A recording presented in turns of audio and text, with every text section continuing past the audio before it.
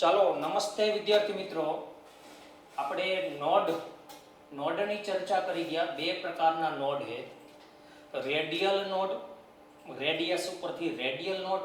Radius એટલે ત્રિજ્યા, એટલે કે જેને ત્રિજ્યા નોડ તરીકે ઓળખવામાં આવે, અથવા એ જ રેડિયલ નોડને ગોળાકાર નોડ તરીકે પણ ઓળખવામાં આવે. અને ગોળાકારને ઇંગ્લિશમાં કહેવાય સ્ફેરિકલ. સ્ફેરિકલ એટલે કે ગોળાકાર. રેડી. અને બીજો એક નોડની ચર્ચા કરી ગયા આપણે, એંગ્યુલર નોડ. એંગલ એટલે ખૂણો, કોણ, તો કોણીય નોડ, જેને બિન ગોળાકાર અથવા તો અગોળાકાર નોડ તરીકે પણ ઓળખવામાં આવે. રેડી.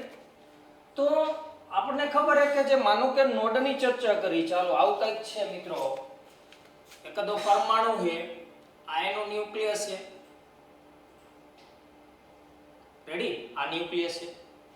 તો આપણને ખબર છે કે અહીંયા n બરાબર 1 અને માનો કે અહીંયા 1s આવેલી છે, તો 2s અને 2p અહીંયા આવેલી હોય મિત્રો. રેડી. પણ આપણે એવું કીધું કે અહીંયા જે ઇલેક્ટ્રોન હશે ઈ તો વેવ સ્વરૂપે, આ વેવ સ્વરૂપે ભ્રમણ કરે છે. ઈ તો વેવ છે, એટલે આમાં ઇલેક્ટ્રોન હોય તો ઈ પણ વેવ સ્વરૂપે શું કરે મિત્રો? ભ્રમણ કરે. સમજાય?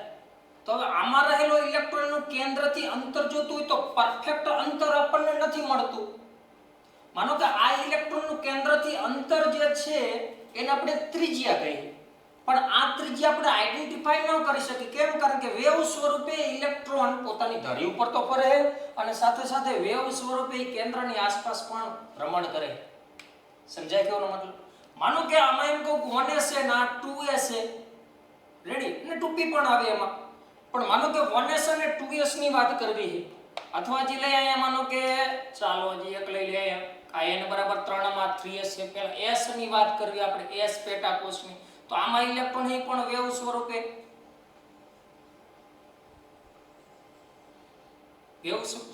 ભ્રમણ કરે. રેડી. તો કહેવાનો મતલબ શું કે આ ઇલેક્ટ્રોન મળી આવવાની સંભાવનાનો તમને થોડોક એવો વિસ્તાર મળશે. આપણે કઈ કે કક્ષા છે, આ પેલી, આ બીજી કક્ષા, આ ત્રીજી કક્ષા, એ કક્ષા કે જ્યાં ઇલેક્ટ્રોન ભ્રમણ કરે. પણ એ એક વિસ્તાર છે કે જ્યાં ઇલેક્ટ્રોન, કારણ કે ઇલેક્ટ્રોન વેવ સ્વરૂપે ભ્રમણ કરે છે, તો હું એમ કહું કે આટલો વિસ્તાર છે, આ વિસ્તારે ઇલેક્ટ્રોન શું કરે ભાઈ? ભ્રમણ કરે. ચાલો ધ્યાન રાખજો ખાસ. એવી રીતે આ વિસ્તારની માનો કે વાત કરી દઈએ આપણે, આટલો વિસ્તાર છે કે જ્યાં ઇલેક્ટ્રોન વેવ સ્વરૂપે ભ્રમણ કરે છે.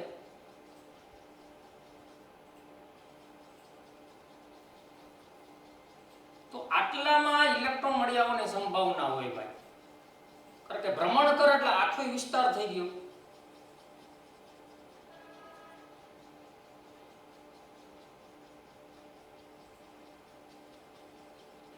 રેડી. હવે સમજો, અહીંયા ધ્યાન રાખજો કે માનો કે આ 1s છે, આ 2s છે અને આ 3s છે. ભલે 2s હોય તેમાં 2p પણ હોય, 3s હોય તેમાં 3p પણ હોય, ના નથી પડતા આપણે. સમજાય? તો સીધી વાત છે કે કેન્દ્રથી તમે 1s બાજુ જાઓ તો પહેલા તો આ કેન્દ્રથી જેમ જેમ ન્યુક્લિયસથી તમે જેમ જેમ આગળ વધશો, હજી અહીંયા તો ક્યાં ઇલેક્ટ્રોન છે ને, ઇલેક્ટ્રોન અહીંયા છે. સમજાય? અહીંયા છે ઇલેક્ટ્રોન.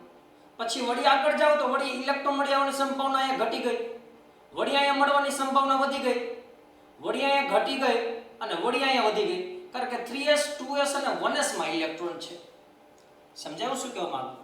કે અહીંયા ઇલેક્ટ્રોન છે પણ અહીંયા નથી, તો મતલબ આ શું થઈ ગયું? નોડ થઈ ગયું. પછી 2s માં મતલબ કે અહીંયા ઇલેક્ટ્રોન મળી આવે છે, પણ આ એવો વિસ્તાર છે જે તમને વ્હાઇટ દેખાય, એટલે કે હું આ વિસ્તારની વાત કરું, આ વિસ્તારની વાત. રેડી. તો એ જે ખાલી વિસ્તારીઓ મિત્રો, ઈ શું છે? નોડ. અહીંયા ઇલેક્ટ્રોન મળી આવવાની સંભાવના છે નહીં. રેડી. તો એને નોડ કહેવામાં આવે. તો સીધી વાત છે, આપણને ખબર છે શું, આપણે જોઈ ગયા કે 1s કક્ષક હોય, 1s કક્ષક. જો કે કક્ષક બોલવું એક્ચ્યુઅલમાં તો પેટાકોષ છે. તો આમાં નોડ જોતું હોય તો બે પ્રકારના નોડ હોય મિત્રો. એક તો રેડિયલ નોડ, ધ્યાન રાખજો, અને રેડિયલ નોડનું સૂત્ર છે કે n - l - 1. તો રેડિયલ નોડ કેટલા મળે? n એટલે 1s નો 1 મુખ્ય ક્વોન્ટમાંક 1, l એટલે s માટે 0 અને -1 એટલે કે 0. એકમાંથી એક જાય 0. તો રેડિયલ નોડ 1s માં કેટલી મળે? 0. અને આપણને ખબર છે કોણીય નોડ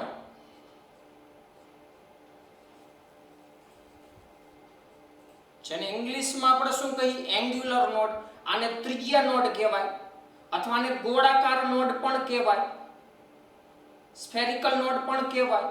આ એંગ્યુલર નોડ છે, કોણીય નોડ છે, જેને અગોળાકાર નોડ તરીકે ઓળખવામાં આવે. રેડી? તો કોણીય નોડ બરાબર સૂત્ર l છે, પણ અહીંયા 1s છે અને s માટે ગૌણ ક્વોન્ટમાંક l નું મૂલ્ય શું હોય? 0. એનો મતલબ શું થયો કે કોણીય નોડ 1s હોય, 2s હોય, 3s, 4s, 5s કોઈ પણ s હોય તો એના માટે l નું મૂલ્ય તો 0 જોઈએ. મતલબ કે એમાં કોણીય નોડ હોય જ નહીં. ns જ્યાં n બરાબર 1 2 3 4 5 6 ડેશ ડેશ ડેશ. રેડી? ગમે તે હોઈ શકે, પણ એના માટે કોણીય નોડ તો 0 જોઈએ. સમજાય કેવું મતલબ? એવી રીતે માનો કે એમ કહું ચાલો 2s મિત્રો. રેડી? તો રેડિયલ નોડ ની વાત કરવામાં આવે. Radial node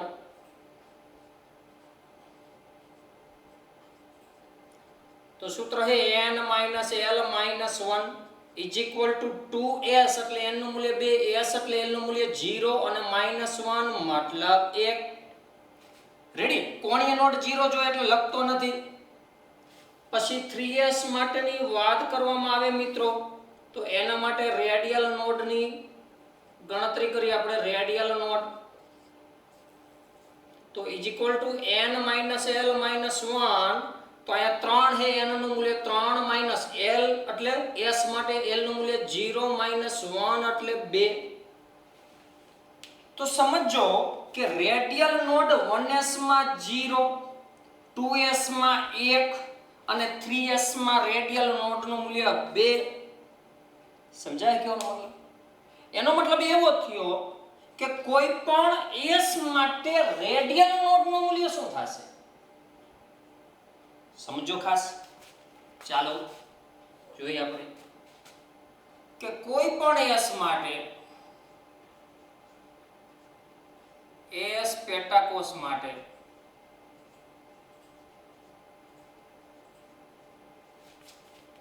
radial node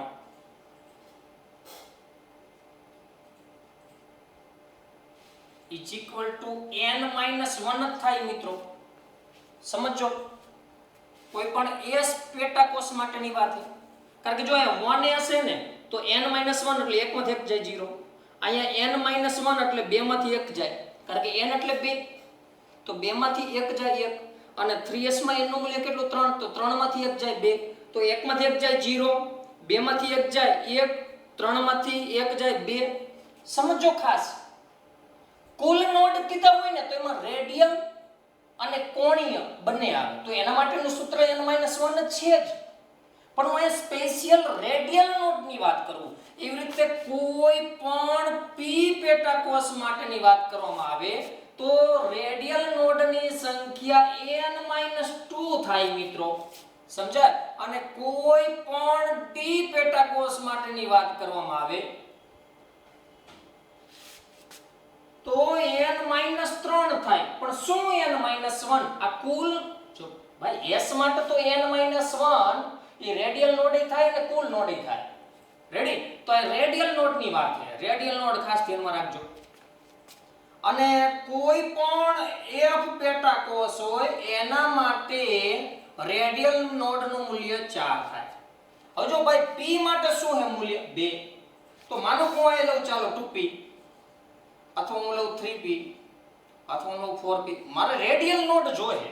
2p માં 3p માં 4p માં કેટલા રેડિયલ નોડ મળે? ત્રિજ્યા નોડ મળે, ગોળાકાર નોડ મળે. એક જ વસ્તુ છે. તો સૂત્ર એવું છે n - 2. તો જ્યારે તમે n - 2 મૂકો n - 2 તો 2 માંથી 2 જાય 0.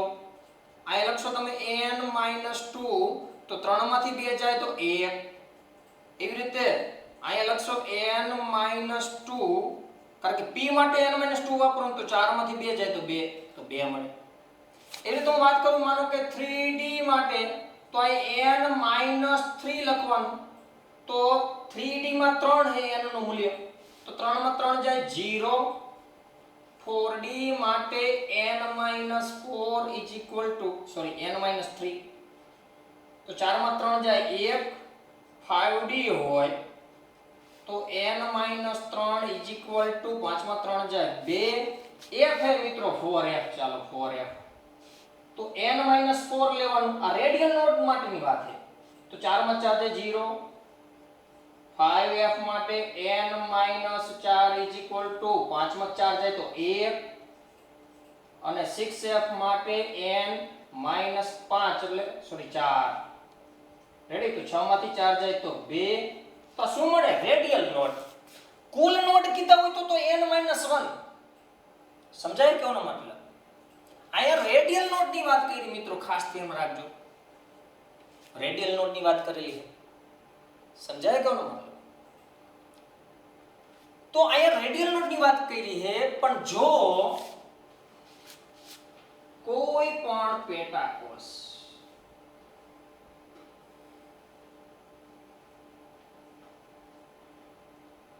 જેમ કે S P D કે F માટે કુલ નોડ ની વાત આવે ને કુલ નોડ તો n-1 જ હોય મિત્રો આ ખાસ ધ્યાનમાં રાખજો કુલ નોડ એટલે શું તો કુલ નોડ માં રેડિયલ નોડ આવે અને વધતા એન્ગ્યુલર નોડ એટલે કે કોણીય નોડ આવે ધ્યાન રાખજો કુલ નોડ કીધા હોય તો કોઈ બી પેટા કોષ માટે S P D કે F હોય n-1 જ આવે પણ રેડિયલ નોડ ની વાત કરવામાં આવે તો S માટે S પેટા કોષ માટે n-1 P પેટા કોષ માટે n-2 આ રેડિયલ નોડ ની વાત છે તો આ બાબત ધ્યાનમાં રાખજો ને આટલી કોપી કરી લ્યો મિત્રો રેડી આને રફમાં લખવાનું છે ને પાકી નોટમાં લખવાનું છે મિત્રો રેડી રફમાં એકવાર પાકી નોટમાં એકવાર તો આપણી પાસે આ સૂત્રો છે તો આપણે અહીંયા રેડિયલ નોડ ની જરૂર છે મિત્રો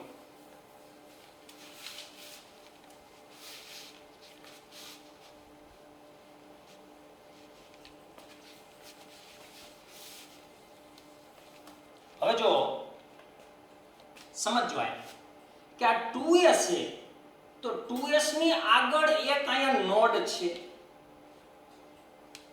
માનો કે 1s હોય 1s તો 1s માં રેડિયલ નોડ ની સંખ્યા કેટલી પાછું લખી નાખો અહીંયા 1s 2s 3s રેડી અને આપણે આ લેવું છે રેડિયલ નોડ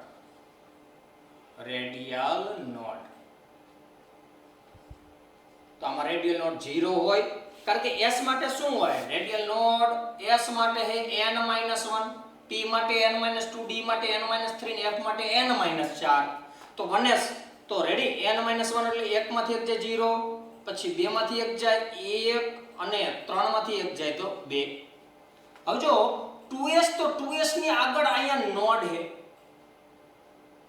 આ ખાલી વિસ્તાર રહ્યો ને આ વિસ્તાર એ 2s નો નોડ કહેવાય પછી 3s હોય ને તો એની આગળ બે નોડ છે એક નોડ તો i ગણાય અને i ગણાય આ ખાલી વિસ્તાર સમજાય તો આ પણ શું છે નોડ છે તો વળી એમ થાય સાહેબ 1s માં તો 0 નોડ હતા 1s ની આગળ આ પણ ખાલી વિસ્તાર નથી તો આ નોડ નો કહેવાય ના એને નોડ નો કહેવાય સમજો ખાસ કે આ 1s છે તો 1s માટે રેડિયલ નોડ ની સંખ્યા 0 છે તો સાહેબ 1s ની આગળ આ ખાલી વિસ્તાર જ છે અહીંયા ક્યાં ઇલેક્ટ્રોન છે હા અહીંયા ઇલેક્ટ્રોન નથી જ પણ છતાં એને નોડ ન કહેવામાં આવે એક ઉદાહરણ લઈને સમજાવું તમને માનો કે ચાલો આ એક બ્લેક બોર્ડ છે એવું માની લ્યો આ બ્લેક બોર્ડ છે અને અહીંયા હું ઊભો છું અથવા અહીંયા કોઈ પણ ટીચર છે અને અહીંયા બેન્ચો લગાવેલી છે સામે અહીંયા બેન્ચો છે વિદ્યાર્થીઓ બેસે અહીંયા ક્લાસરૂમ જ છે માની લ્યો ઘણી બધી બેન્ચો હશે તો આને તમે કેન્દ્ર ગણી લ્યો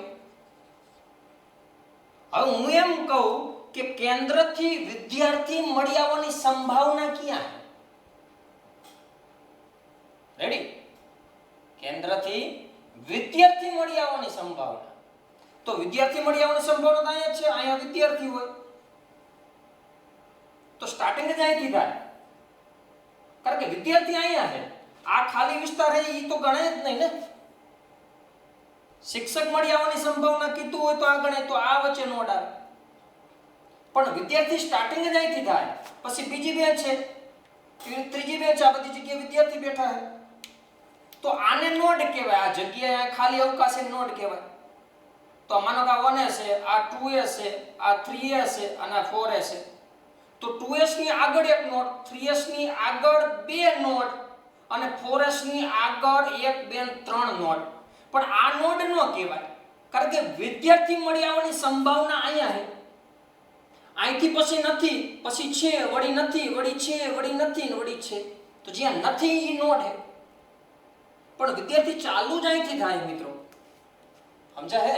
એટલે 1s ની આગળ આ જે ખાલી વિસ્તાર રહ્યો એને નોડ ન ગણવામાં આવે. તો 2s ની આગળ એક નોડ, 3s ની આગળ બે નોડ, હવે 4s લઉં તો 4s ની આગળ 1 2 3 નોડ આવે. સમજી શકાય તમને? સમજાય કોનો મતલબ? કારણ કે રેડિયલ નોડ ની વાત કરી, ધ્યાન રાખજો ખાસ, આજનો ટોપિક છે રેડિયલ નોડ. અને આમ તો s માં તો રેડિયલ નોડ જ હોય ને, કોણીય નોડ બરાબર તો l છે અને s માટે l નું મૂલ્ય 0 જ હોય. સમજાય કોનો મતલબ? તો હવે સમજો ખાસ કે આ ઇલેક્ટ્રોન મળી આવવાની સંભાવના, અહીંયા ઇલેક્ટ્રોન છે, આટલો વિસ્તાર રહ્યો ને, આ વિસ્તાર એવો છે કે જ્યાં ઇલેક્ટ્રોન છે, આ વિસ્તાર એવો છે કે જ્યાં ઇલેક્ટ્રોન ભ્રમણ કરે, આ વિસ્તાર એવો છે કે જ્યાં ઇલેક્ટ્રોન ભ્રમણ કરે. રેડી? પણ 1s ને 2s ની વચ્ચે નોડ છે, 2s અને 3s ની વચ્ચે નોડ છે, તો 3s માં નોડ કેટલા કહેવાય? બે ગણે, એની આગળ રહેલા હોય. 2s માં નોડ કેટલા કહેવાય? એક જ કહેવાય. 1s માં કેટલા કહેવાય? તો એકેય નો કહેવાય, આગળ કાંઈ નથી, પણ એ નોડ નથી કહેતા આપણે. સમજાય કેનો મતલબ? તો હવે આ ટોપિક સમજાવવાનું કારણ એવું હતું, આ મેં લખ્યું રેડિયલ નોડ n-1 s માટે છે. તો ધ્યાન રાખજો, અહીં આવે કે મારે હવે sin સ્ક્વેર વિરુદ્ધ r નો આલેખ લેવો છે. જો કે આ ટોપિક રહ્યો એ બહુ અધૂરો આપેલો છે.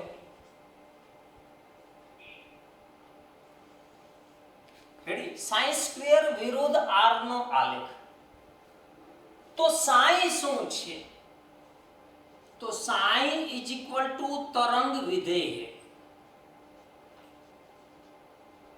આ તરંગ વિધેયનું ગાણિતીય સ્વરૂપ છે તરંગ વિધેય, જેને વેવ ફંક્શન કહેવાય.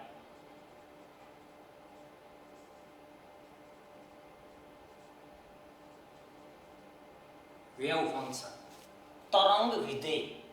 sin ઈ તરંગ વિધેય, અથવા હું એમ કહી શકું કે sin is A electron probability.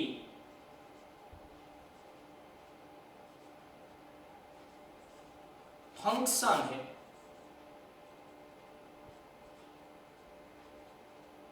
Electron probability function है. इलेक्ट्रॉन प्रोबेबिलिटी એટલે સંભાવના, પ્રોબેબિલિટી એટલે સંભાવના.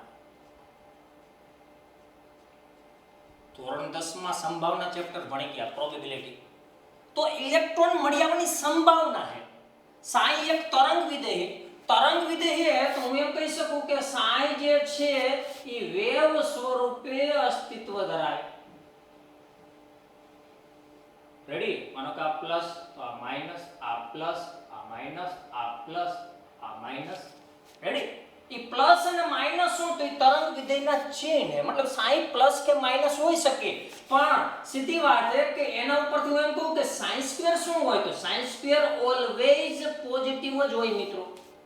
સાઈ જે છે એ પ્લસ કે માઈનસ હોઈ શકે. આ પ્લસ માઈનસ શું છે? આ વેવ છે. સ્ટ્રોંગ અને ગર્ભ તમે ફિઝિક્સમાં પણ ભણશો. રેડી? તો પ્લસ અને માઈનસ હોઈ શકે, પણ સાઈ સ્ક્વેર જ્યારે કરો તો માઈનસ નો વર્ગ પાછો પ્લસ થાય અને પ્લસ નો વર્ગ તો પ્લસ જ થાય. તો psi square always plus v હોય, પોઝિટિવ હોય, એનો મૂલ્ય ધન હોય. જ્યારે સાઈ ની વાત કરવામાં આવે સાઈ, તો psi is plus or minus, મતલબ પોઝિટિવ અથવા નેગેટિવ હોઈ શકે, પણ સાઈ સ્ક્વેર શું હોય? ઓલવેઝ પોઝિટિવ હોય. સાઈ શું છે? તે તરંગ વિધેય ઇલેક્ટ્રોન મળી આવવાની સંભાવના દર્શાવે મિત્રો. ઇલેક્ટ્રોન મળી આવવાની સંભાવના, બસ બીજું કાંઈ નહીં. આટલું સમજો. રેડી? એના વિરુદ્ધ આર. આર એટલે શું? એ ત્રિજ્યા અથવા એને કહેવાય કેન્દ્રથી અંતર. આ કેન્દ્રથી અંતરની વાત છે. આ ઇલેક્ટ્રોન મળી આવે છે, વધુ સંભાવના છે, પછી ઘટતી ગઈ વળી મળી આવે છે, વળી ઘટતી ગઈ મળી આવે છે. સમજાય કોનો મતલબ? રેડી? તો સાઈ એક વેવ ફંક્શન है, तरंग विधेय है, इलेक्ट्रॉन मળી આવવાની સંભાવના દર્શાવે છે. અથવા ઘણીવાર આ સાઈ સ્ક્વેર જે છે એને 4 પાઈ r square dr Sai square સ્વરૂપે પણ દર્શાવવામાં આવે છે મિત્રો. હવે આ ક્યાંથી આવ્યું એ નથી જોવાનું. સાઈ શું છે? તો તરંગ વિધેય છે. શું દર્શાવે? ઇલેક્ટ્રોન મળી આવવાની સંભાવના. સાઈ સ્ક્વેર નું મૂલ્ય કેવું હોય? પોઝિટિવ. કારણ કે થોડુંક અગાઉનું લાગશે, કારણ કે આ ક્વોન્ટમ મિકેનિક્સ છે. ફિઝિકલ કેમિસ્ટ્રીમાં આગળ ખૂબ જ કોલેજમાં આ ટોપિક આવે. આપણે બિલકુલ નથી. તમે વાંચશો તો તમને તો ખબર નહીં પડે કે આ સાહેબ કયો ટોપિક ચલાવે. માત્ર આપણી બુકમાં 1s ને 2s ના ગ્રાફ આપ્યા કક્ષકોના ટોપિકમાં, કક્ષકોના પ્રકારના ટોપિકમાં. ઈ ટોપિકને આપણે ડીપમાં ભણ્યું. તો બુકમાં છે એના કરતા તો જાજુ જ આપે. પણ આ અધૂરો ટોપિક છે. શું પૂછાય આમાંથી, કયા પ્રકારના એમસીક્યુ પૂછાઈ શકે એની પણ આપણે ચર્ચા કરશું. એકદમ ઈઝી ટોપિક છે. પણ આ સાઈ ક્યાંથી આવ્યું, ના સૂત્ર ક્યાંથી આવ્યું, ના, એની કાંઈ ચર્ચા કરવાની નથી અને નહીં પૂછે એની ફૂલ ગેરંટી. તો સાઈ સ્ક્વેર વિરુદ્ધ આર. આર શું છે? કેન્દ્રથી અંતર. આર ઇઝ ઇક્વલ ટુ કેન્દ્રથી અંતર. હવે સમજો, માનો કે હું સાઈ સ્ક્વેર વિરુદ્ધ આર નો આલેખ લઉં.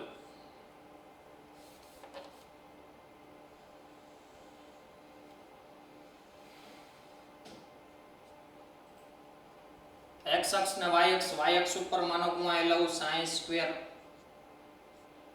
તો નીચેથી ઉપર જાવ એમ સાઈ સ્ક્વેર વધે છે, એટલે કે ઇલેક્ટ્રોન મળી આવવાની સંભાવના વધે છે.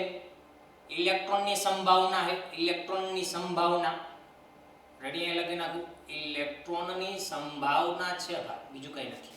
તો નીચેથી જેમ જેમ ઉપર જાવ એમ મૂલ્ય વધે છે, ઇલેક્ટ્રોનની સંભાવના વધે છે. અને ડાબી સાઈડથી જમણી સાઈડ તરફ જાવ એમ કેન્દ્રથી અંતર વધે છે. રેડી? અને આ મૂલ્ય કાંઈ 0 છે. સમજાય કોનો મતલબ?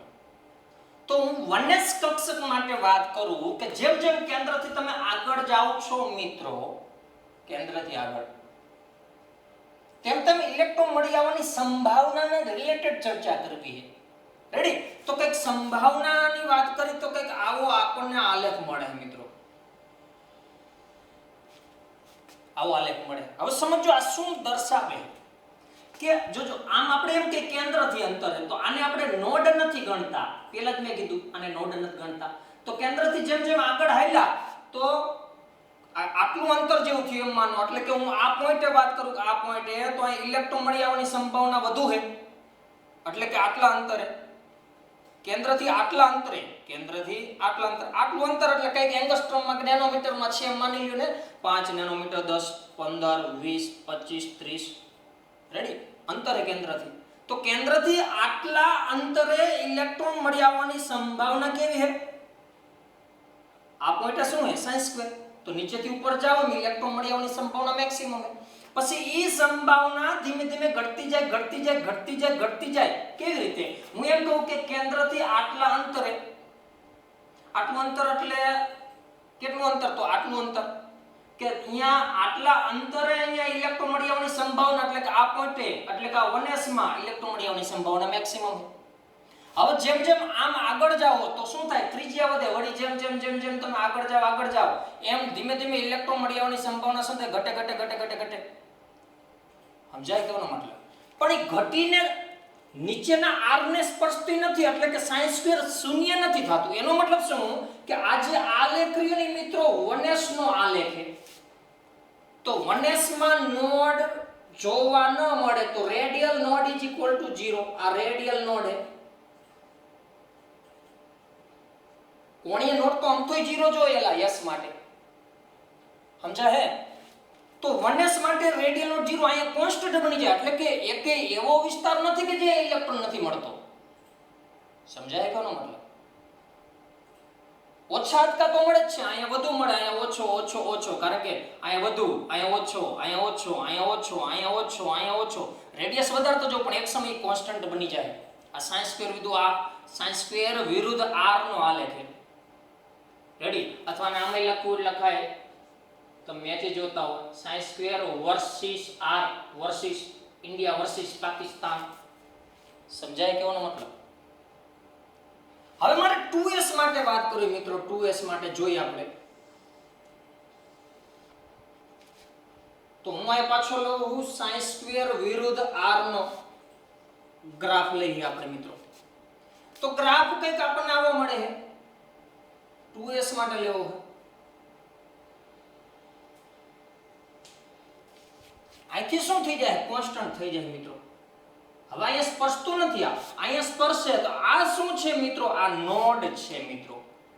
આ શું છે? આ નોડ મળ્યો તમને, નોડ. કેમ? કારણ કે અહીંયા ઇલેક્ટ્રોમોડિયમની સંભાવના કેટલી? 0. સાઈ નું મૂલ્ય કેટલું આ પોઈન્ટ માટે? r નું મૂલ્ય આટલું, પણ સાઈ નું મૂલ્ય કેટલું? તો 0.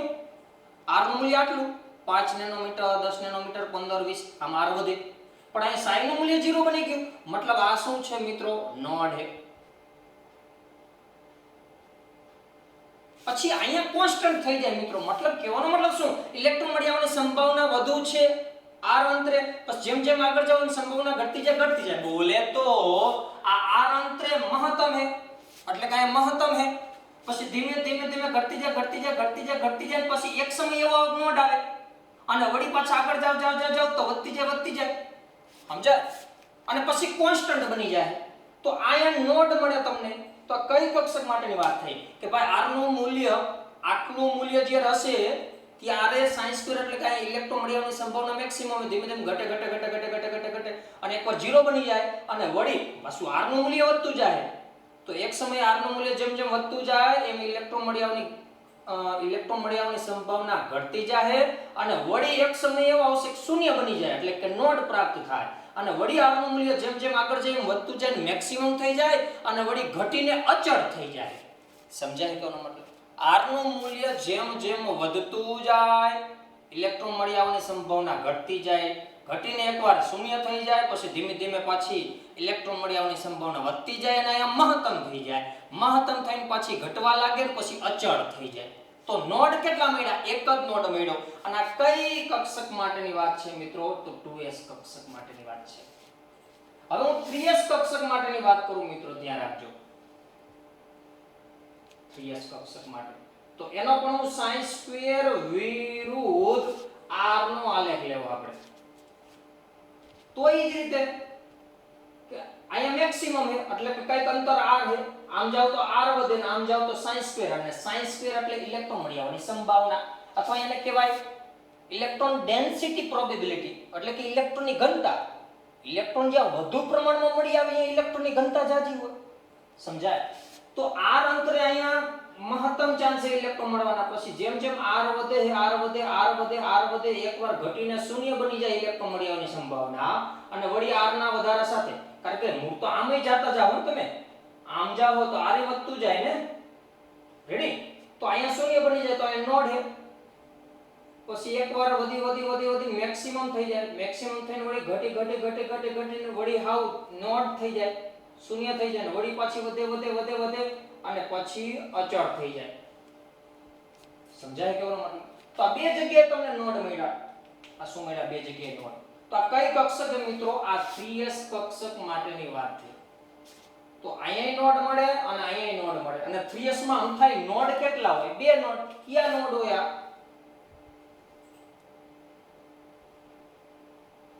રેડી? આ રેડિયલ નોડ છે. Radial node. તો બે નોડ મળ્યા, એક અહીંયા અને એક અહીંયા. એવી રીતે ફોરસ પણ લઈ શકો, પણ એની જરૂર નથી. હવે તમે સમજી શકો. અહીંયા સ્પર્શે ત્યારે સાઈન નું મૂલ્ય 0 હોય ને. હું એમ કહું કે આ પોઈન્ટે ઇલેક્ટ્રોન મળી આવવાની સંભાવના કેટલી? તો આટલી મતલબ 0. આ પોઈન્ટે કેટલી? આટલી મતલબ 0. સાઈન સ્ક્વેર એટલે ઇલેક્ટ્રોન મળી આવવાની સંભાવના. તો રેડિયલ નોડ 0 થશે.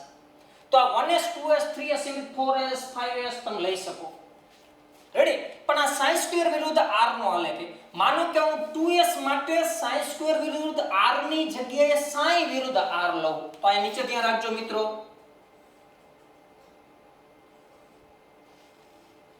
ખાલી એક માટે હું સમજાવું. હવે ધ્યાન રાખજો ખાસ કે સાઈ વિરુદ્ધ આર લઉં, સાઈ વિરુદ્ધ આર લઈ ચાલો, તો થાય શું જોજો મિત્રો, એક નોડ મળે આપણને ખબર જ છે સાઈ નું મૂલ્ય પ્લસ કે માઈનસ હોઈ શકે, સાઈ નું મૂલ્ય પ્લસ કે માઈનસ હોઈ શકે, પણ સાઈ સ્ક્વેર પ્લસ જ હોય. તો થાય શું કે અહીંથી આ જુઓ ખાસ ધ્યાન રાખજો, આનો કેવો ગ્રાફ મળે તો આનો કંઈક આવો ગ્રાફ મળશે આપણને કે મેક્સિમમ હે મેક્સિમમ હે મેક્સિમમ હે મેક્સિમમ હે અને આ 0 બન્યું, ઘટી જાય ઘટી જાય ઘટી જાય ઘટી જાય ઘટી જાય ઘટી જાય અને અહીંયા કોન્સ્ટન્ટ બની ગયું. અહીંયા સ્પર્શશે નહીં મિત્રો, અહીંથી શું બની જાય, કોન્સ્ટન્ટ બની જાય. સમજાય? તો આ શું મળ્યું આપણને નોટ, આ માનો કે પ્લસ હોય તો આ માઈનસ હોય. અહીં જ મેં વાત કરી plus minus plus minus plus minus. Psi નું મૂલ્ય પ્લસ કે માઈનસ હોય પણ સાઈ સ્ક્વેર નું મૂલ્ય ધન જ હોય, પોઝિટિવ હોય, પ્લસ વી જ હોય.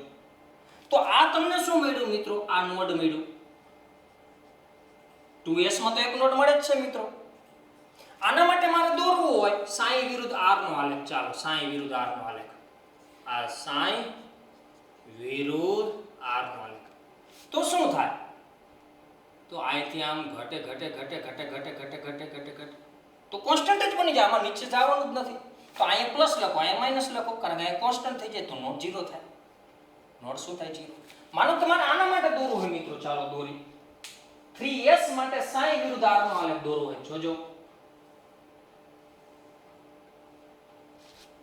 તો શું થાય, આ સાઈ આમ નીચેથી ઉપર જાવ સાઈ વધ્યો અને આમ સાઈ ઘટે, માઈનસ બનતું જાય નીચે સાઈ નું મૂલ્ય. હાલો લેવું લઈ લે, આ 0 આ માઈનસ સાઈ લઈ લે આપણે અને આ પ્લસ હોય સાઈ. રેડી? અને આમ r છે, આ r અંતર છે. ચાલો હવે થાય શું કે આ મેક્સિમમ ઇલેક્ટ્રોન મળી આવવાની સંભાવના આ 0 બની ગઈ, પછી નીચે ગઈ મતલબ એક નોડ મળ્યો, આ બીજો નોડ મળ્યો. રેડી? એક અને બે નોડ મળી ગયા. તો આ પ્લસ માઈનસ પ્લસ અને અહીંયા શું થઈ જાય મિત્રો, કોન્સ્ટન્ટ થઈ જાય. તો આ બે નોડ મળ્યા, એક અહીંયા અને એક અહીંયા, plus minus plus minus. Ready? તો આ બે નોડ મળ્યા, તો આ શું મળ્યા આપણને, નોડ મળ્યા મિત્રો. આ શું છે, ચાલો નોડ. નોડ એટલે ઇલેક્ટ્રોન મળી આવવાની સંભાવના શૂન્ય. સમજાય કોનો મતલબ? તો આ 1s 2s અને 3s માટેની વાત કરી મિત્રો. 1s 2s અને 3s માટે સાઈ સ્ક્વેર વિરુદ્ધ r અથવા સાઈ વિરુદ્ધ r લઈ શકો. આમાં નીચે મૂલ્ય જાય પણ નોડ રહ્યું ઈ એક મળવો જોઈએ તો એક જ મળવો જોઈએ. અહીંથી મેં કોન્સ્ટન્ટ કરાવી નાખ્યું અને મેં અહીંયા કોન્સ્ટન્ટ કરાવી નાખ્યું. આમાં બે નોડ મળવા જોઈએ, 3s માં તો મેળવી લીધા અને અહીંયા શું કરાવી નાખ્યું, કોન્સ્ટન્ટ. હવે આને સ્પર્શાવવાનું નહીં, નહીં તો નોડ વધી જશે મિત્રો. સમજી શકો તમે? હવે આ બાજુ જુઓ મિત્રો, અહીંયા ધ્યાન રાખજો. હવે આપણે સાઈ સ્ક્વેર વિરુદ્ધ, બુકમાં ઓછું આપ્યું ધ્યાન રાખજો, r નો આલેખ લેવો છે પણ કઈ કક્ષક માટે, 2p માટે. તો 2p માટે લઉં ને તો અહીંયા નોડ નહીં ગણવાનું, અહીંથી ચાલુ કરી કરી કરી કરી 2p માટે નોડની સંખ્યા 0 થઈ જશે. જો આ કોન્સ્ટન્ટ થઈ ગઈ, આને નોડ ન ગણાય. અહીંથી તો ચાલુ કર્યું છે આપણે. તો આ 2p છે અને 2p માં નોડ શૂન્ય હોય. ખાસ ધ્યાન રાખજો, મેં તમે વળી આને નોડ ગણશો, એ નોડ નથી. પછી માનો હું 3p લઉં, s અને p માં આટલો ફેરફાર, s ને અહીંયા ઉપરથી ચાલુ કરીને અહીંયા આપણે આ નીચેથી ચાલુ થાય. હવે 3p માટે માનો કે હું sin સ્ક્વેર વિરુદ્ધ r લઉં, તો sin સ્ક્વેર છે એટલે મૂલ્ય ધન જ હોવાનું. તો ઇલેક્ટ્રોન મળી આવવાની સંભાવના ચાલુ થઈ, મેક્સિમમ થઈ, અહીંયા મહત્તમ થઈ ગઈ. sin સ્ક્વેર નું મૂલ્ય મહત્તમ છે, પીક પોઈન્ટ કહેવાય આને, પીક પોઈન્ટ કહેવાય. પીક પોઈન્ટ એટલે મેક્સિમમ અને પીક લેવલ કહેવાય, પીક સપાટી કહેવાય. તો એવી રીતે અહીંથી ચાલુ કરો, મેક્સિમમ થાય r ના વધારા સાથે, પછી ધીમે ધીમે r ના વધારા સાથે ઘટી જાય, ઘટીને આવું શૂન્ય બની જાય અને વળી વધે અને વધીને પાછું r ના વધારા સાથે કોન્સ્ટન્ટ બની જાય.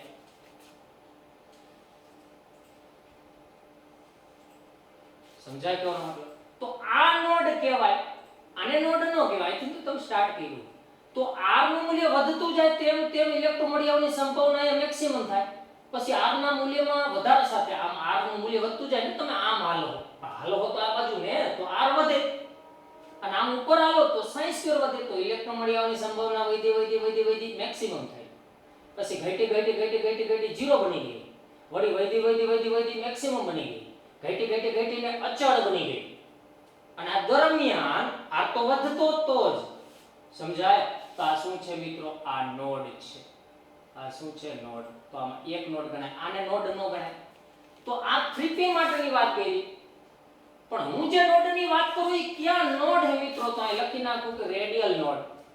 કારણ કે p માટે તો બેય હોય, કોણીય હોય ને રેડિયલ હોઈ શકે, પણ આપણે જે ચર્ચા કરી રેડિયલ નોડની વાત છે મિત્રો.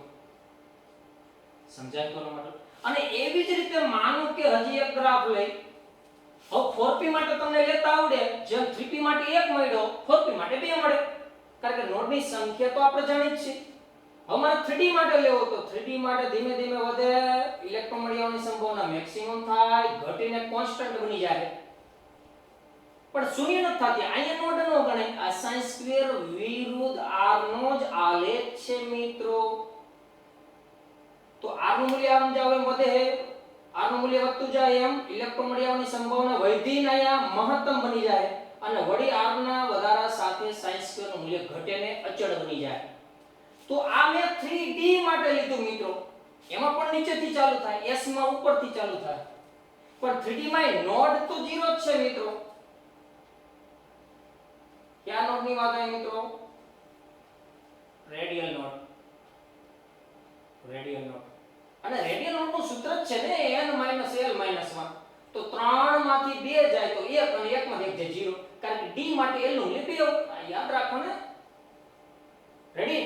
તો આમાં આ પૈકી કોઈ પણ તમને ગ્રાફ આપેલા હોય મિત્રો, અને ગ્રાફ આપેલા હોય તમને એમ કે નીચે પૈકી કઈ પેટા કોષનો ગ્રાફ છે?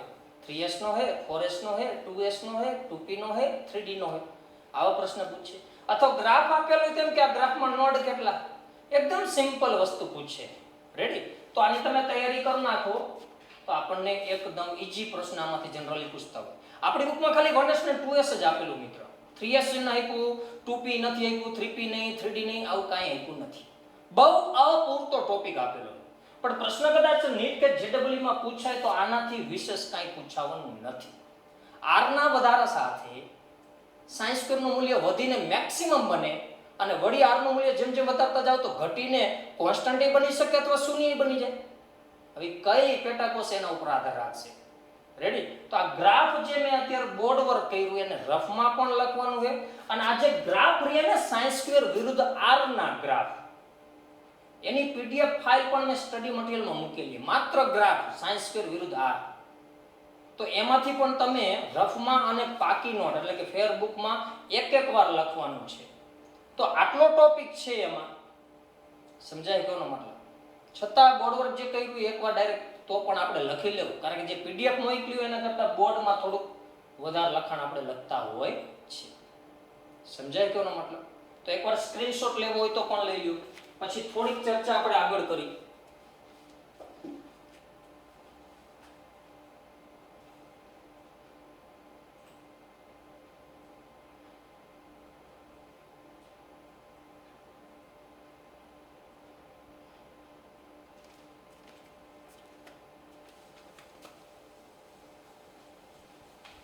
હવે તમને જે એમસીક્યુ નો લીથો મોકલાયો મિત્રો, રેડી? એમાં મારે એક વિદ્યાર્થીનો ફોન હતો, ડિફિકલ્ટી રિલેટેડ એક પ્રકારનો પ્રશ્ન હતો, તો ઈ પ્રશ્ન સોલ્વ કરવો આપણે. એટલે એક પ્રશ્નનું સોલ્વ કરાવીશ ને તો તમારાથી ગમે તે પ્રશ્ન સોલ્વ થશે મિત્રો, ખાસ ધ્યાનમાં રાખજો. પ્રશ્ન કે કેવો હતો કે 4 ઇલેક્ટ્રોનની રચના આપી હતી, કે માનો કે આ 2s છે અને આ 2p છે મિત્રો. બીજો ઓપ્શન કંઈક આવો હતો. પ્રશ્ન શું એ પછી હું કહું તમને, ખાલી જો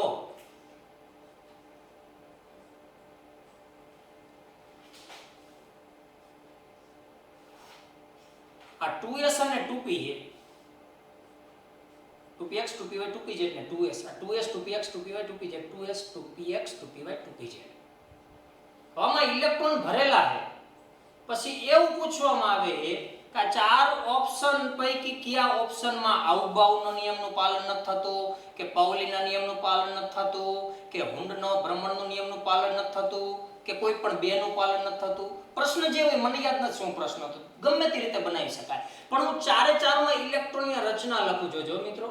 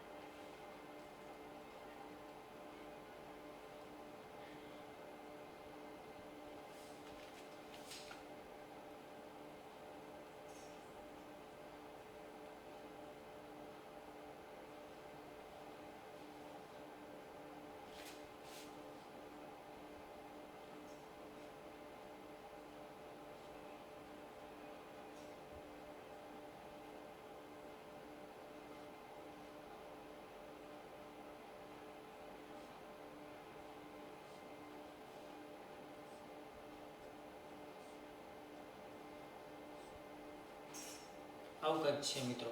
હવે જો ઓપ્શન નંબર 1 આપણે એ કહેવાનું કે ત્રણ નિયમો હતા મિત્રો, ખાસ અહીં ધ્યાન રાખજો કે ત્રણ નિયમો હતા, એક અવબાવનો નિયમ, એક પાઉલીનો નિયમ અને હુન્ડનો નિયમ.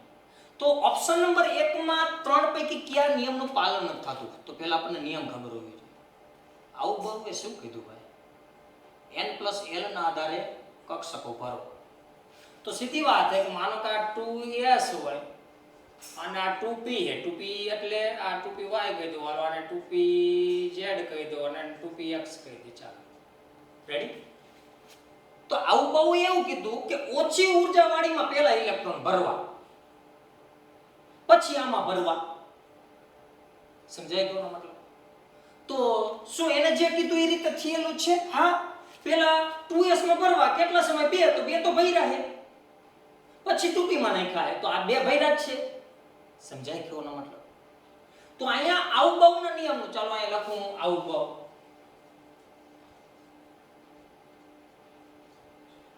અહીંયા હું લખું પાઉલી, આ ધ્યાન રાખજો મિત્રો, અને અહીંયા હું લખું હુન્ડ. ડાયરેક્ટ પિક્ચર ક્લિયર થઈ જાય, ધ્યાન રાખો અહીંયા. ઓકે, હવે જો અવબાવના નિયમનું પહેલા ઓપ્શનમાં પાલન થાય તો અવબાવે એટલું જ કીધું કે ભાઈ ઓછી ઊર્જા વાળી પહેલા ઇલેક્ટ્રોન નાખવાના, એક ઉપર રાખો ને એક નીચે એરો રાખો ને, એવું એને નથી કીધું. સમજો ખાસ, એને શું કીધું? ઓછી ઊર્જા વાળી કક્ષક પહેલા ભરાઈ જાય, એ ભરાઈ ગયા પછી વધુ ઊર્જા વાળી દાખલ થાય. તો ઓછી ઊર્જા વાળીમાં પહેલા ઇલેક્ટ્રોન ભરી દીધા, 2 ભરી દીધા, હા, પછી જ આમાં થાય. સમજે? બીજી કોઈને ચર્ચા નથી કરી. રેડી? અને એવું તો નહીં કે આ ઇલેક્ટ્રોન આમાં નાખવાનું, એવી એને કોઈ ડીજનરેટ કક્ષક, આની ઊર્જા તો હરખી હોય, તો એની કોઈ ચર્ચા અવબાવે નથી કરી. એનો મતલબ એવો થયો મિત્રો કે ઓપ્શન નંબર 1 માં અવબાવના નિયમનું પાલન થાય. હવે ઓપ્શન નંબર 2 માં જોઈએ, શું ઓપ્શન નંબર 2 માં પાલન થાય અવબાવનું? તો એને પહેલા એવું કીધું કે પહેલા 2s ભરવી પછી 2p ભરવી, આટલું જ કીધું હેલા. તો 2s તો ભરેલી જ છે, તો અહીંયા પણ અવબાવનું પાલન છે. પછી ઓપ્શન નંબર 3 માં એને એવું કીધું પહેલા 2s ભરવી પછી 2p ભરવી. 2s સંપૂર્ણ ભરાઈ ગયા પછી જ 2p ભરવી.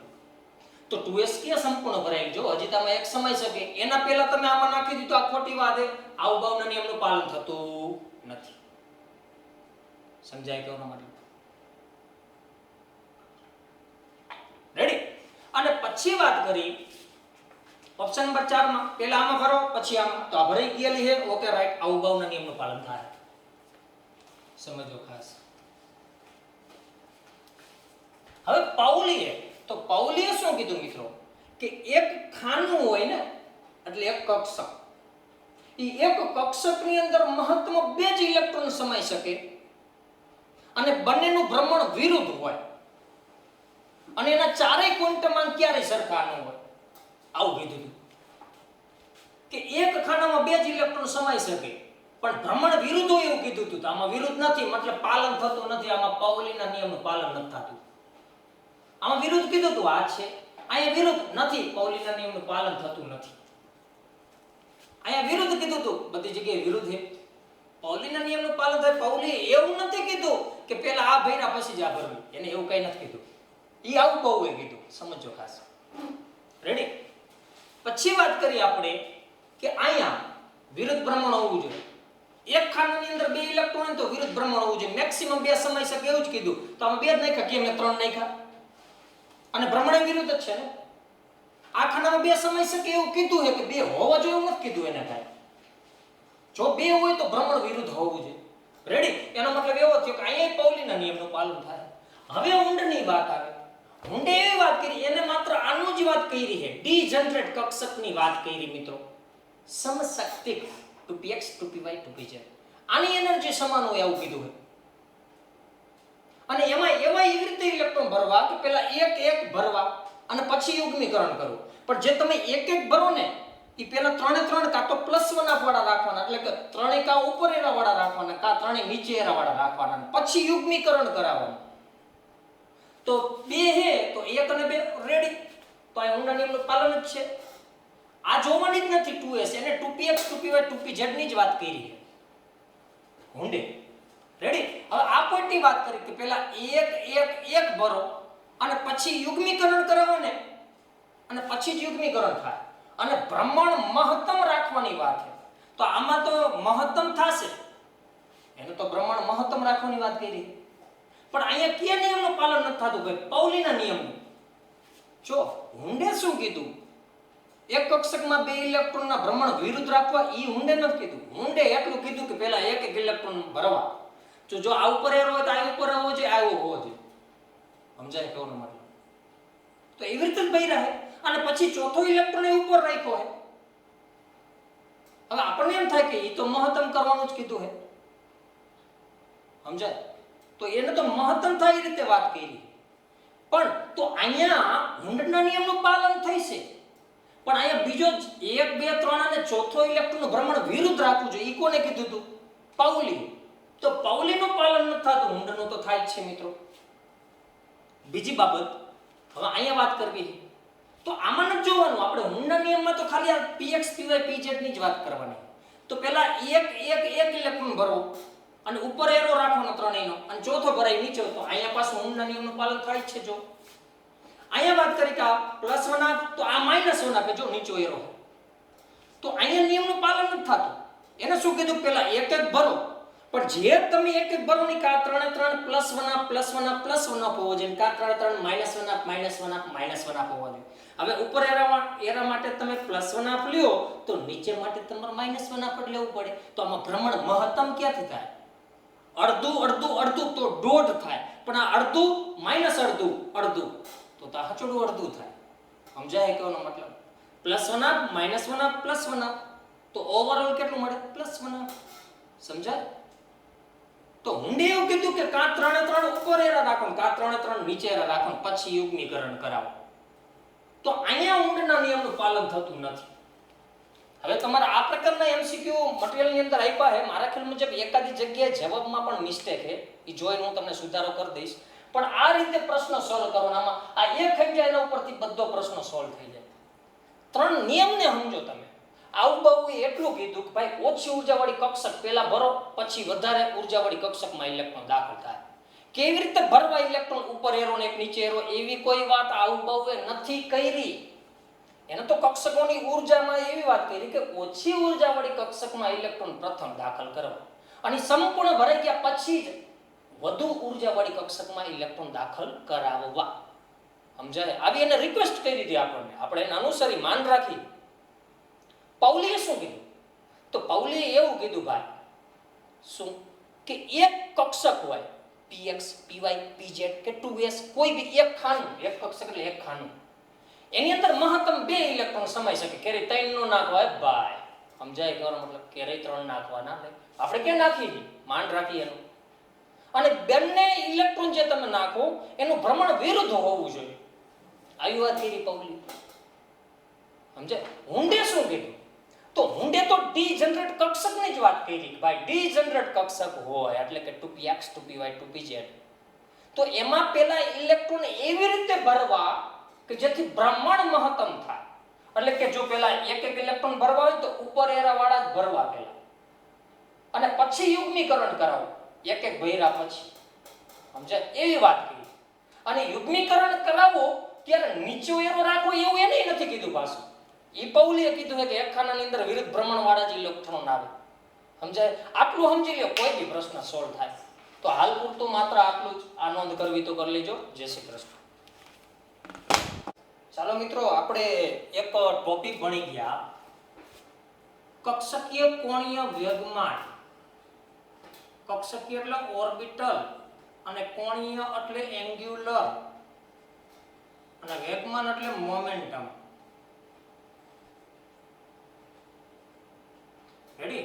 જેને આપણે શું કહી? કક્ષકીય કોણીય વેગમાન. તો એનું સૂત્ર હતું કે √ L કૌંસમાં L પ્લસ 1 કૌંસ પૂરો અને √ ની બહાર h/2π અને h/2π બરાબર h કટ, જ્યાં h એટલે પ્લાન્કનો અચળાંક, એનું ફિક્સ મૂલ્ય જોશું આગળ. રેડી? અથવા ને હેશ તરીકે પણ દર્શાવવામાં આવે, એટલે કે √ L કૌંસમાં L પ્લસ 1 ઇન્ટુ √ ની બહાર h કટ, અથવા એને હેશ કહી. અને અહીંયા L બરાબર શું હોય મિત્રો? L બરાબર ગૌણ ક્વોન્ટમાંકનું મૂલ્ય છે. S માટે L નું મૂલ્ય 0, P માટે 1, D માટે 2 અને F માટે 3. રેડી? તો આ સૂત્રની ઓલરેડી ચર્ચા આપણે કરી ગયા. પણ હવે મારે વાત કરવી છે સ્પિન. આ ઓર્બિટલ હતું એટલે કે કક્ષકીય કોણીય વેગમાન હતું. હવે મારે સ્પિન કોણીય વેગમાન જોઈએ. તો સ્પિન એંગ્યુલર મોમેન્ટમ,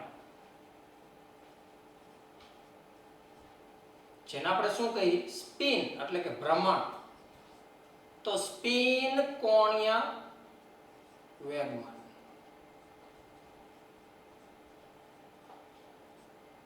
રેડી? તો અહીંયા L હે, એની જગ્યાએ તમારે S લખવાનું. આનું સૂત્ર શું મળે? તો √ S કૌંસમાં S પ્લસ 1 કૌંસ પૂરો અને વર્ગમૂળની જે નિશાની એની 12 h/2π, સેમ ટુ સેમ મિત્રો. તો આવું કંઈક મળે કે √ S કૌંસમાં S plus 1 into h cut. તો સ્પિન કોણીય વેગમાન, અહીંયા કક્ષકીય કોણીય વેગમાન, અહીંયા સ્પિન કોણીય વેગમાન. પણ અહીંયા S શું છે મિત્રો? એ સમજવું. S શું છે? તો S ઈ કુલ સ્પિન, જ્યાં S बराबर कुल स्पिन है. कुल स्पिन मतलब શું? માનો કે એકાદું તત્વ લઈ આપણે, કે આપણે લીધું માનો કે મેંગેનીઝ +2. રેડી? મેંગેનીઝ +2 है. મેંગેનીઝ નો પરમાણુ ક્રમાંક કેટલો મિત્રો? 25.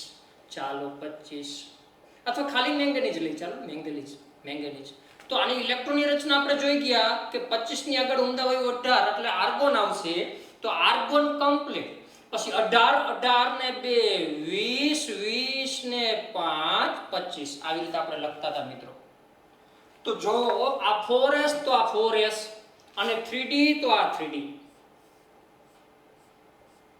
જો પહેલા 4s ભરાયો, કારણ કે 4 + 0 n + l નું મૂલ્ય 4 + 0 એટલે 4 થાય ને અહીંયા 3 + 2 5 થાય. તો પહેલા તો n + l નું મૂલ્ય જેમ ઓછું એમ ઊર્જા ઓછી, તો પહેલા 4s ભરાય. પહેલા આર્ગોન ભરાય, પછી 4s અને 4s સંપૂર્ણ ભરાઈ ગયા પછી 3d. તો આમાં 2 ઇલેક્ટ્રોન છે મિત્રો. જ્યારે આમાં 5, તો પહેલા 1, આ 2, આ 3, આ 4 અને આ 5 આવી રીતે ભરી આપણે. તો અયુગ્મિત ઇલેક્ટ્રોન કેટલા છે? 1 2 3 4 ને 5. તો આના માટે +1 સમજાય કોનો મતલબ? તો બધા માટે મૂલ્ય કેટલું હોય? +1 અથવા -1 લઈ શકો. પણ જો આના માટે -1 લ્યો તો આ બધા માટે -1 લેવાનું. તો આના માટે પણ +1 અને આના માટે પણ +1. આનો સરવાળો કરી નાખો તો 2.5 મળે. આ S છે, આ કુલ સ્પિન છે. આ શું છે? કુલ સ્પિન મિત્રો. રેડી? S મતલબ 2.5, અડધું ને અડધું આખું, અડધું ને અડધું આખું, આખું ને આખું બે આખા, અને વળી અડધું અઢી 2.5. તો અહીંયા તમારે 2.5 મૂલ્ય મૂકવાનું થાય અને ગણતરી કરી નાખવાની, એ તમારો જવાબ મળી જાય. સમજા હે?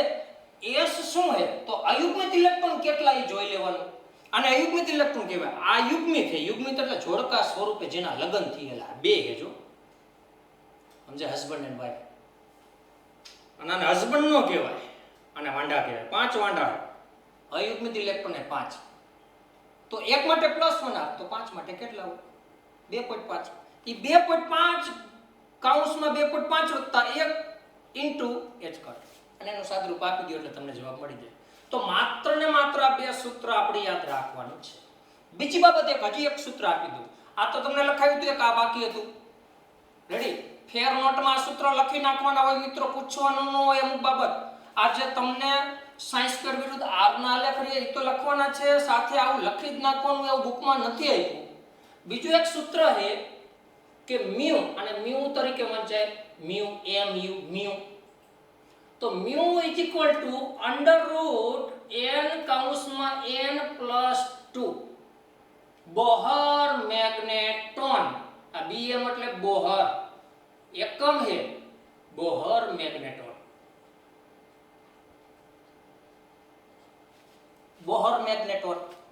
તો આ સૂત્ર આપણે યાદ રાખવાનું કે √n કૌંસમાં n + 2, અને જ્યાં n બરાબર, જો કે આ આગળ આવશે એટલે જાજી ચર્ચા હું આગળ કરીશ, પણ છતાંય લઈ લો, કારણ કે અમુક તમે જુદી જુદી આજકાલ બુકો વાંચો. JEE કરો, JEE એડવાન્સ કરવું, પહેલા ટેક્સ કરો, પછી ધીમે ધીમે આગળ જાઓ.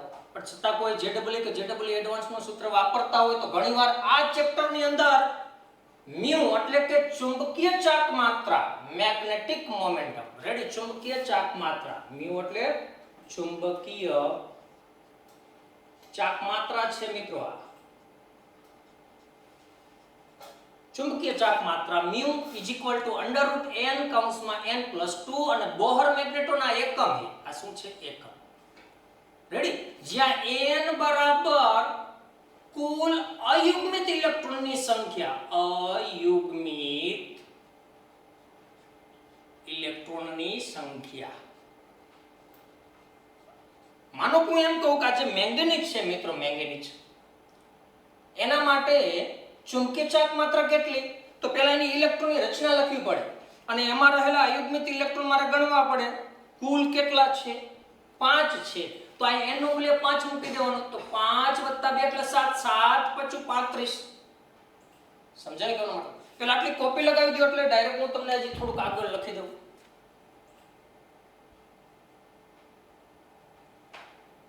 પેલા આ સૂત્ર લખો, પછી આ લખો, નીચે આ ઉદાહરણ લખો, અને પછી આ લખજો. સ્ક્રીનશોટ લઈ લો. રેડી? ઓકે. જોય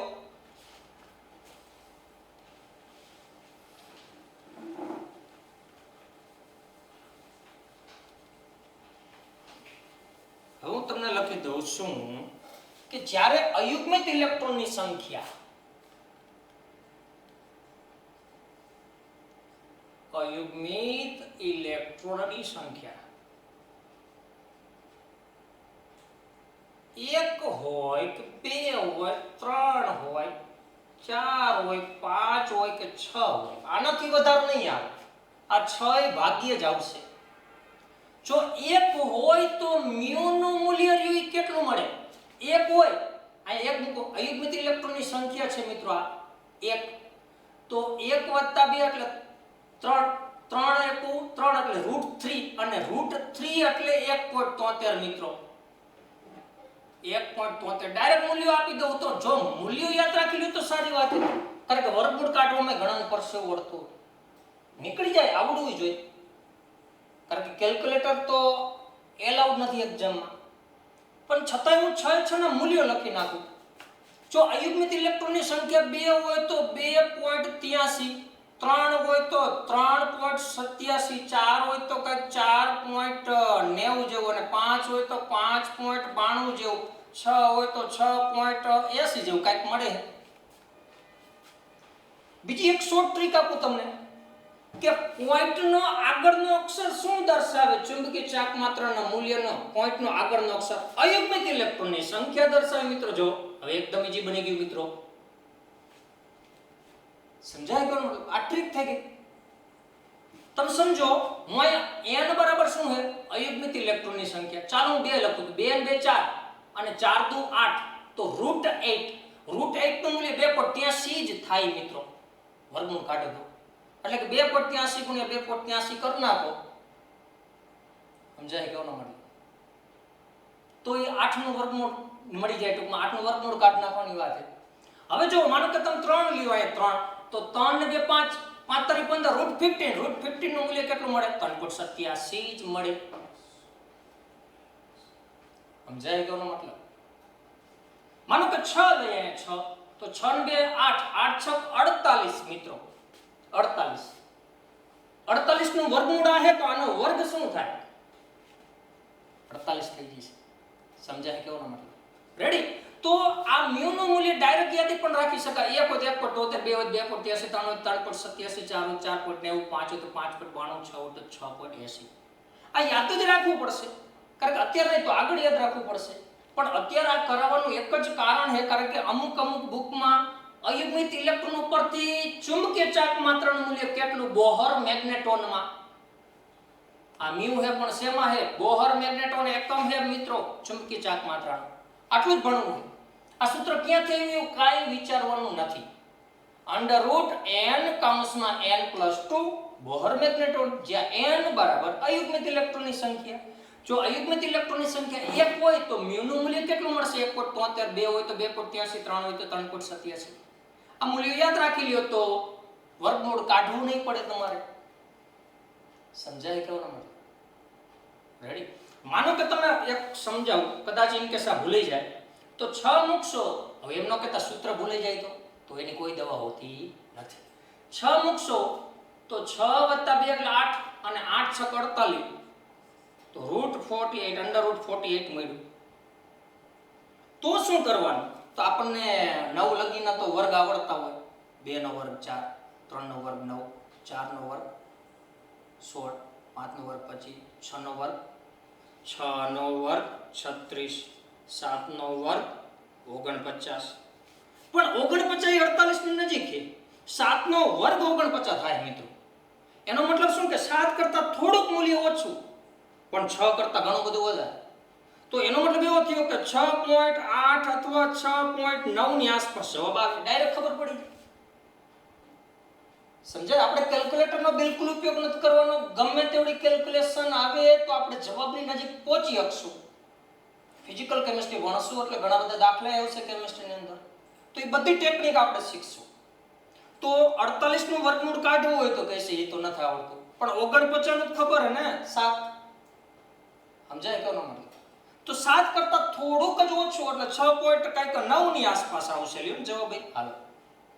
એક્ઝેક્ટ મૂલ્ય નથી.